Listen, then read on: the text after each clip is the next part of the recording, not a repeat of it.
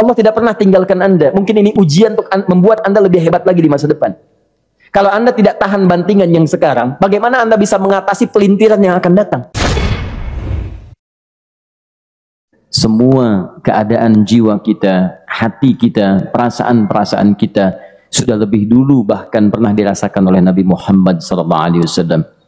Kalau Anda pernah gelisah, Nabi dulu pernah gelisah. Kalau Anda bahagia, Nabi juga pernah bahagia. Kalau Anda merasakan kekhawatiran, Nabi dulu pernah khawatir. Dan miniatur kehidupan kita sudah dicontohkan dalam perjalanan kehidupan Nabi Muhammad SAW agar kita bisa belajar mengatasi problematika kehidupan. Allahu Akbar, kalau beliau tidak diutus oleh Allah, kita tidak tahu bagaimana cara menyelesaikan pemetaan kehidupan kita hingga dengan saat ini. Bahkan satu ketika pernah beliau kemudian dalam masa yang telah panjang berdakwah, qadarullah kemudian ada wahyu yang jeda datangnya tidak seperti biasanya. Biasanya datangnya cepat, berganti hari turun wahyu, ganti pekan turun wahyu. Ini beberapa masa wahyu belum turun. Ada hikmah di balik itu. Teman-teman sekalian, tiba-tiba beliau naik ke atas bukit, wahyu belum turun juga. Pulang ke rumah, belum turun juga.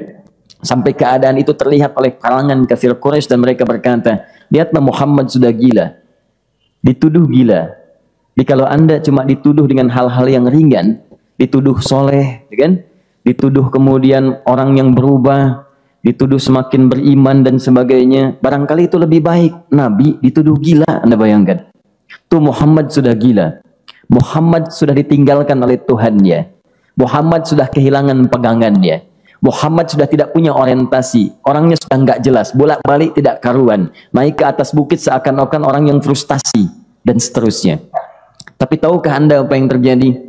Setelah berbagai cacian, makian, tuduhan macam-macam diterima oleh Nabi SAW, lantas tibalah masanya Allah menurunkan satu surah, bahkan disandingkan dengan surah yang lainnya, bersandinglah dua surah ini secara bersamaan turun. Surah ke-93 dan surah ke-94-nya terkait berkelindan, memberikan satu harapan yang sangat panjang.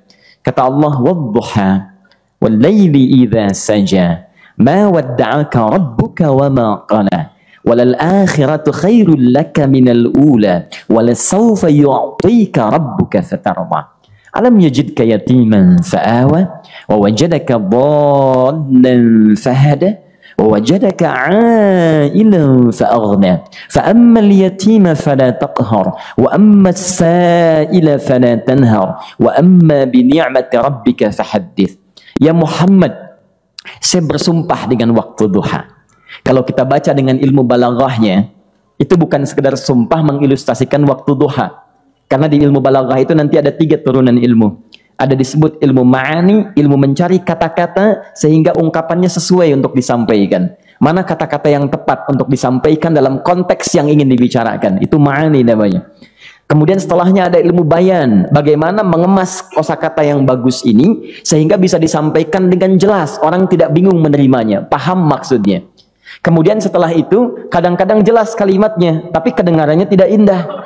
Woi, rapatkan, woi, apa belum paham juga? Rapatkan saf. Memang jelas, tapi nggak ngenakin.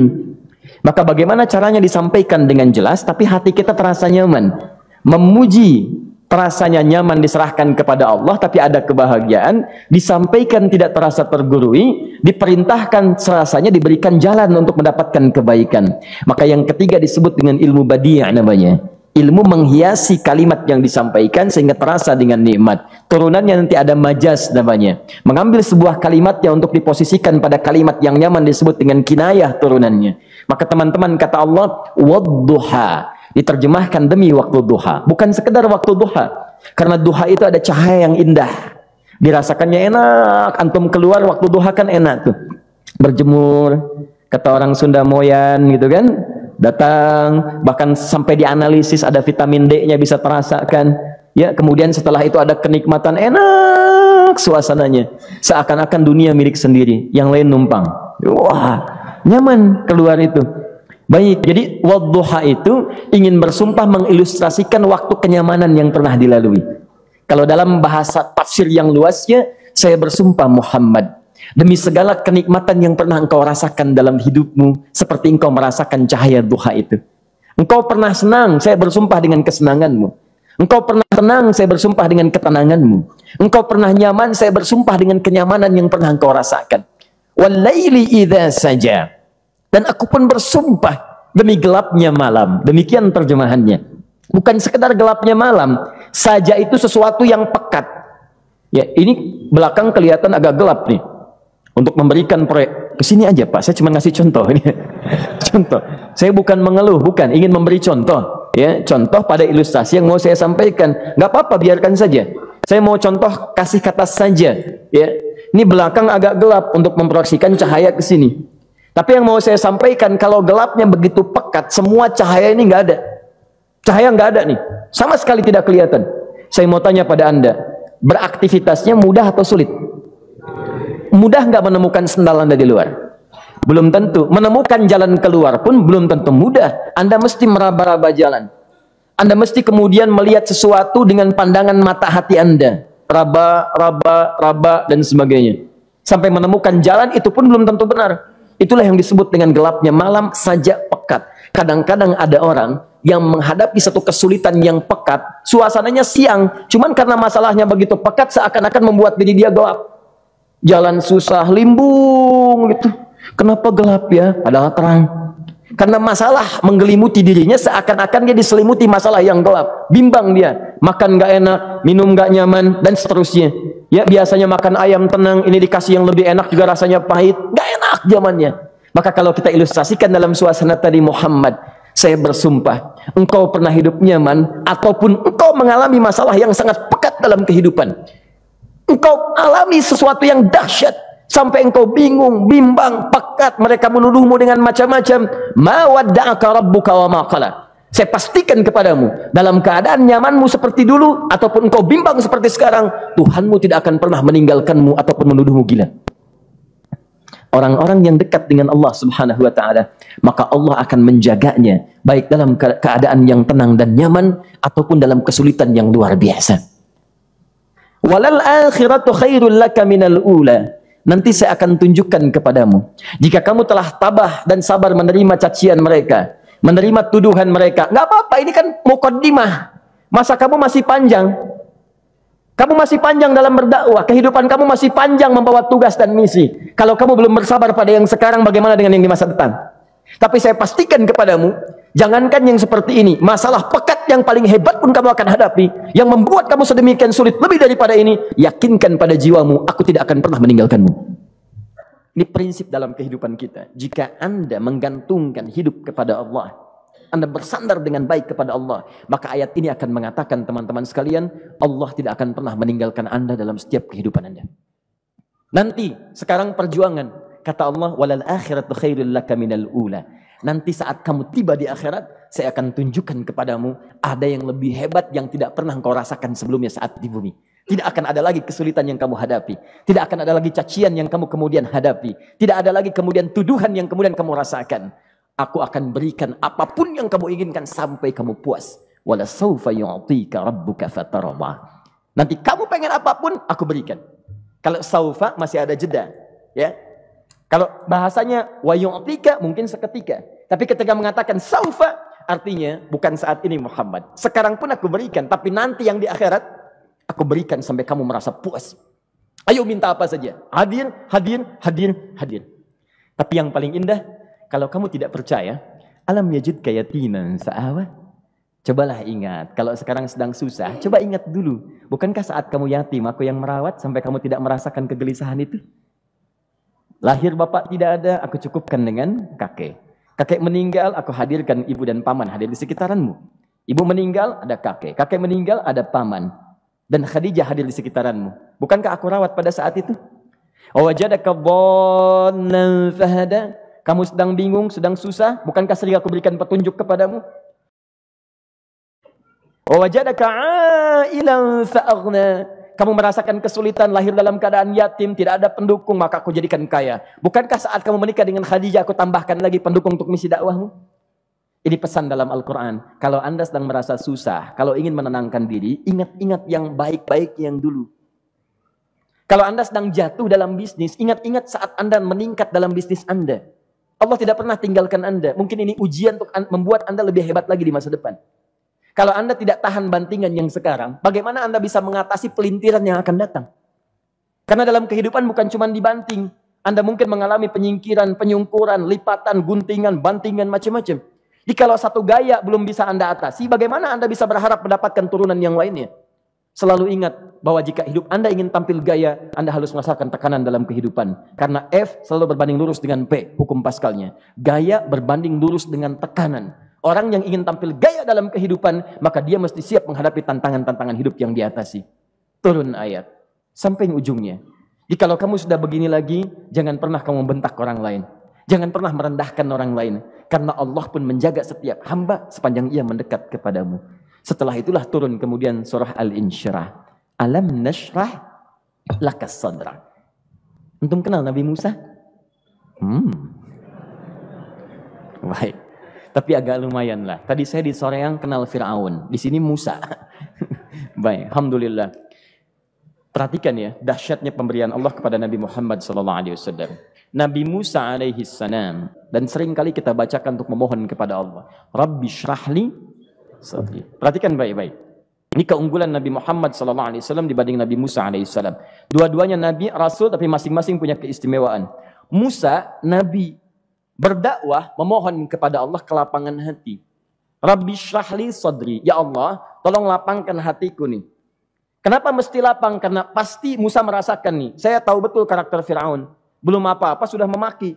Kalau orang yang hatinya tidak lapang, tidak akan tahan dengan makian, keluarlah kemudian balasan yang tidak digambarkan sebelumnya. Fir'aun itu kasar.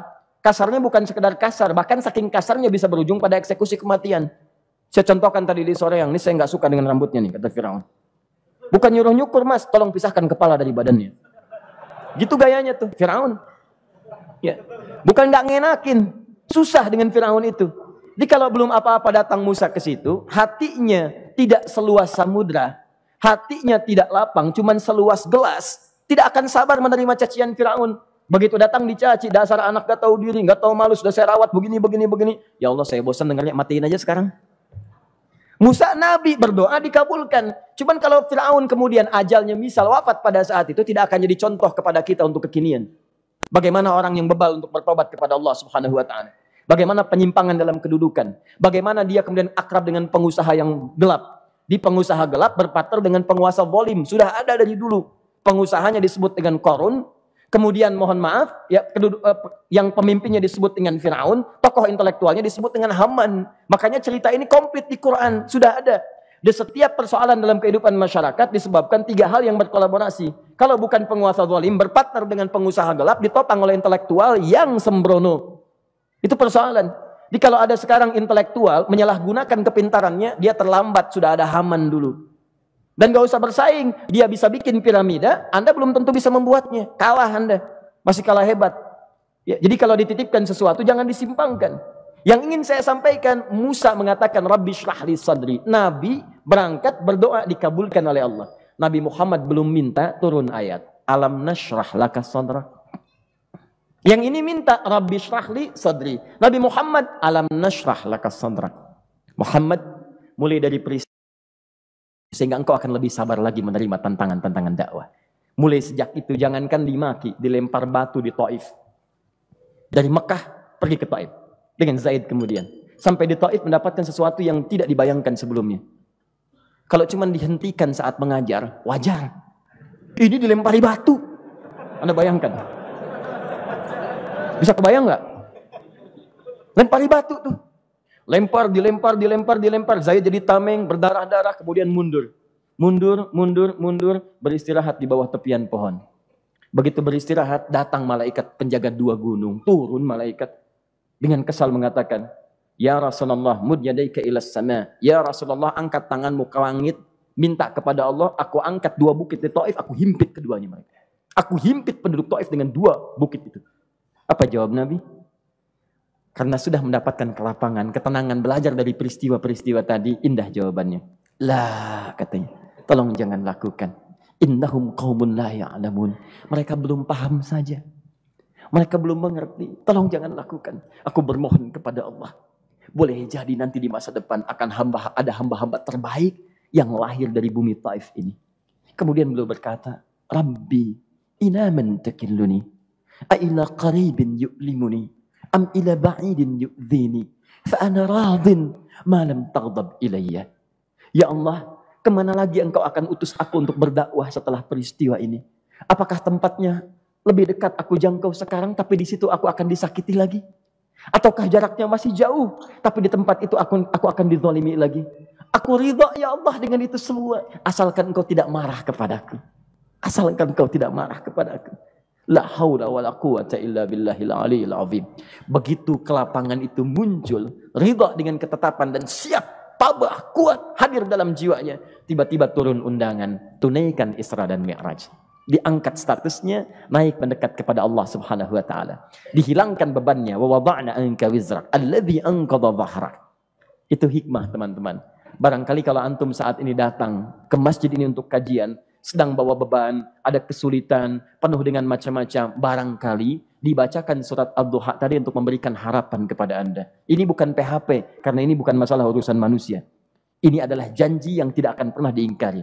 Innallaha la yukhliful mi'ad. Kata Allah, Anda punya masalah, ingat suasana tenang pada masa lalu. Bukankah saya memberikan ketenangan kepadamu?